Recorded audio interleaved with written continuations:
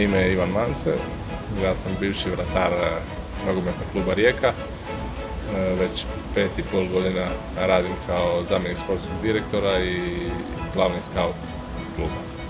Visoku poslovnu školu PAR sam odlučio upisati jer sam shvatio da će mi ostaviti dovoljno vremena za nastavak moje sportske karijere, to jest ove poslovne karijere u kojoj se danas bavim, i bio sam u pravu. Stvarno su na PAR-u izuzetno susretljivi, apsolutno svi, od profesora do ljudi koji rade u uredima do dekanice, i omogućavaju ne samo meni nego svim sportašima, jer ih ima nas mnogo na PAR-u, da uspješno studiramo, a isto tako da uspješno nekako razvijemo svoje karijere.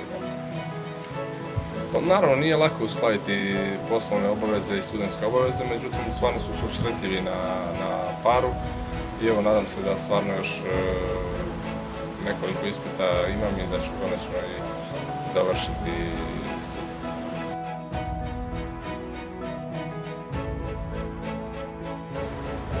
PAR, jer moj uspjeh ovisi o meni.